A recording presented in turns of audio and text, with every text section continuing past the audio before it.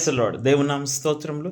ఈరోజు దేవుని యొక్క వాక్యం నుంచి ద్వితీయోపదేశ కాండము 7వ అధ్యాయము 13వ వచనం.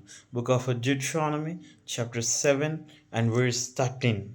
ఆయన నిన్ను ప్రేమించి ఆశీర్వదించి అభివృద్ధి చేసి నీకిచ్చేదనని నీ పితరులతో ప్రమాణము చేసిన దేశములో నీ గర్భఫలమును, నీ భూఫలమైన నీ సస్యమును, నీ ద్రాక్షారసమును, నీ నూనెను, నీ పశువుల మందలను, నీ గొర్రెల మందలను, మేకల మందలను దీవించును.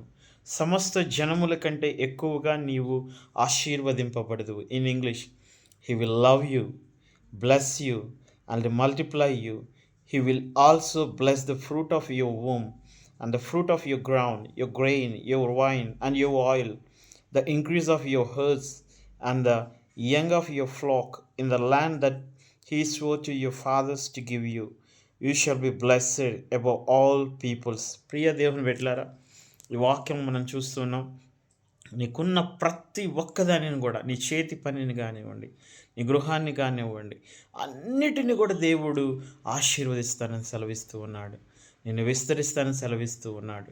అంతేకాకుండా ప్రియ దేవుని బిడ్డలారా, ఈ రోజున దేవుని వాక్యంలో ఆయన చెప్తున్నాడు కదా, సమస్త జనముల కంటే అధికముగా నీవు ఆశీర్వదించబడతావని. ప్రియ దేవుని బిడ్డలారా, ఈ రోజున దేవుడు ప్రత్యేకించి స్పష్టంగా నీతో మాట్లాడుతూ ఉన్నాడు. అందరికంటే ఎక్కువగా, నీ బంధువుల కంటే, నీ జనాంగము కంటే, నీ ఊర్లో ఉన్న వారందరికంటే, అందరికంటే ఎక్కువగా నేను నిన్ను ఆశీర్వదిస్తాను సెలవిస్తున్నాను. ఆ వాక్య ప్రకారము మిమ్మల్ని ఆశీర్వదించి దీవించి హెచ్చింప చేయను గాక. ఆమేన్.